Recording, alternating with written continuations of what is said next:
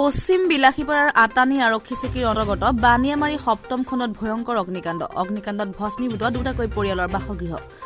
ঘটনাত গুৰুতৰভাৱে আহত এজন উল্লেখ্য যে বৈদ্যুতিক শ্বৰ্ট চাৰ্কিটৰ ফলত অগ্নিকাণ্ডৰ সূত্ৰপাত হয় গাঁওখনৰ লাল মিয়া নামৰ লোকজনৰ বাসগৃহৰ পৰা জুয়ে নিমিষতে ভয়ংকৰ ৰূপ ধাৰণ কৰাত জাহ গ'ল এটা পৰিয়ালটোৰ দুটাকৈ বাসগৃহ লগতে জুইত পৰিয়ালৰ ঘৰত থকা বিভিন্ন আচবাব পত্ৰ আৰু যাৱতীয় নথি পত্ৰ আদি জ্বলি ভস্মীভূত হোৱা বুলি জানিব পৰা গৈছে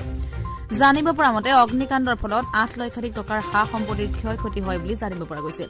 আটানী আৰক্ষীৰ লগতে বিলাসীপাৰাৰ অগ্নি নিৰ্বাপক দাবিত কৰিবলৈ সক্ষম হয় ইয়াত বানিয়ামাৰী পাৰ্চিছৰ নালমিয়া চুকৰ ঘৰত আজি অনুমান 2:30-3 মান বজাত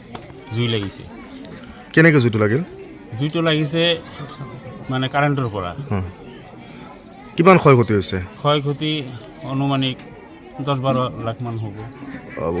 মানুহৰ কিবা ক্ষয়ক্ষতি হৈছে নেকি মানুহ এজন মানে ইনজুৰি হৈছে আচ্ছা কাৰেণ্টৰ শ্বৰ্ট লাগি সি মানে হস্পিটেলত আছে ঘৰৰ পৰা বয় বস্তু ওলাব পাৰিছে নেকি একো ওলাব নোৱাৰে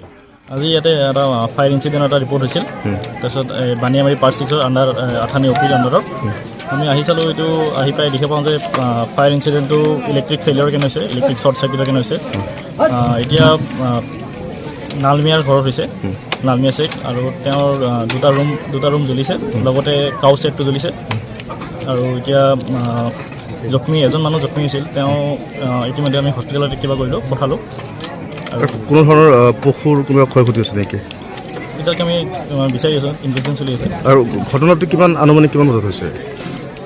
এইটো 3:20 মান হৈছে 3:20 মান ঘৰ কেইটা জ্বলিছে তথাপিও এটা ঘৰ আছে তাতে দুটা ৰুম আছিল হয় কাগজ পত্ৰ নথি পত্ৰ চব জ্বলিছে নেকি ছাৰ